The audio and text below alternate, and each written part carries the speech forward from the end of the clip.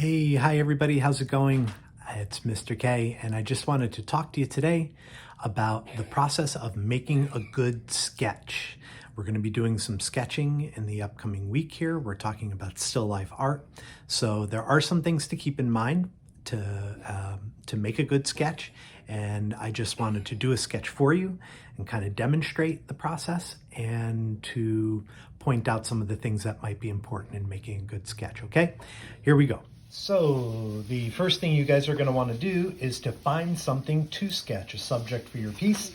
I happen to have some apples here sitting on the counter, and I just put them in a bowl. They're going to be the subject for my piece today.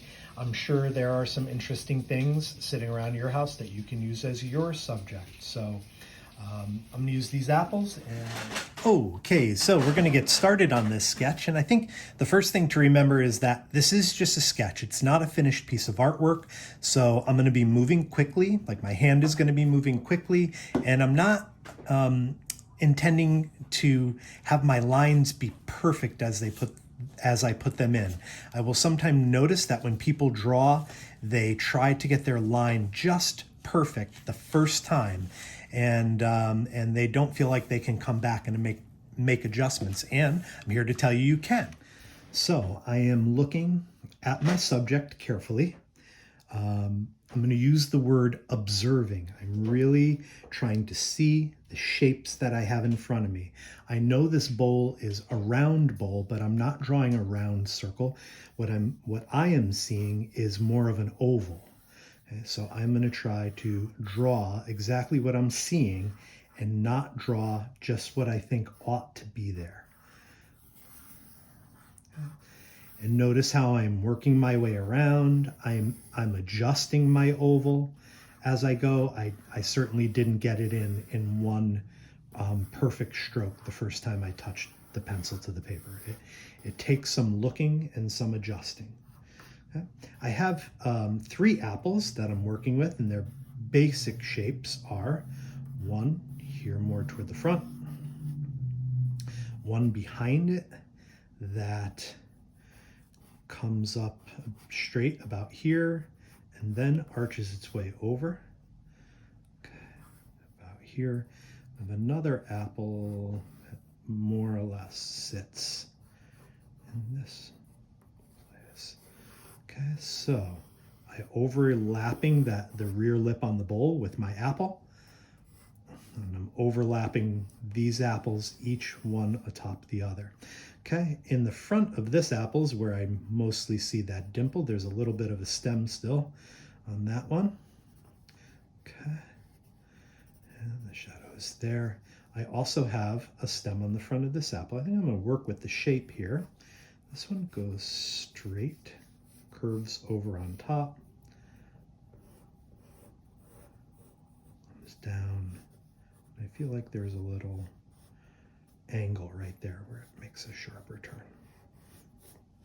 Okay, and again, I have a little bit of stem here, and the dimple is right at the front.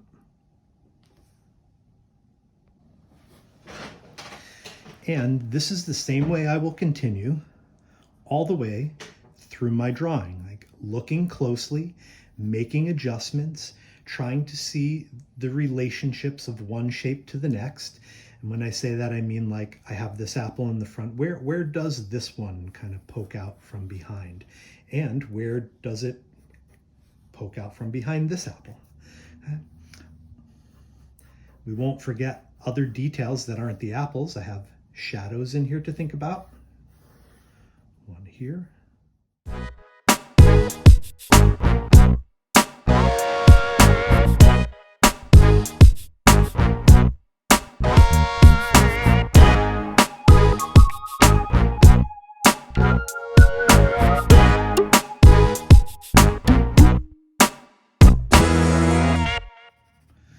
You'll notice where the apples overlap each other, I'm putting in a shadow.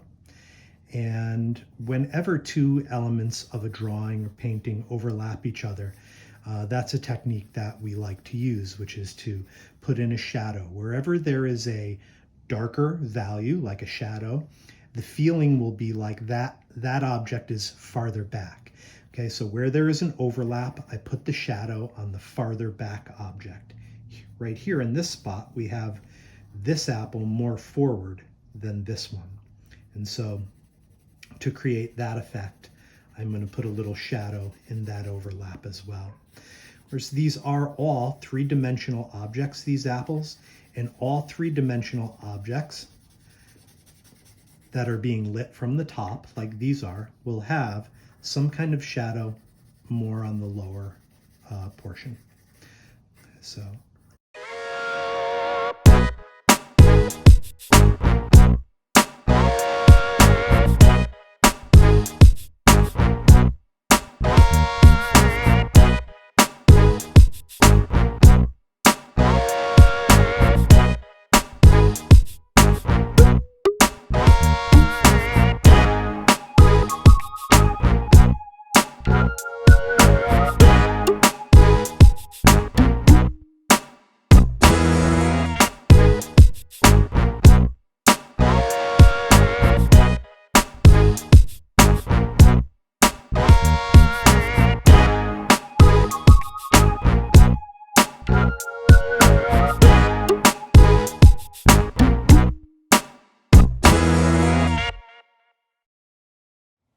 Okay, so I'm feeling pretty much done here. I'm going to go ahead and sign my name, and there you have it, a completed sketch. Doesn't take that long. I hope you have fun.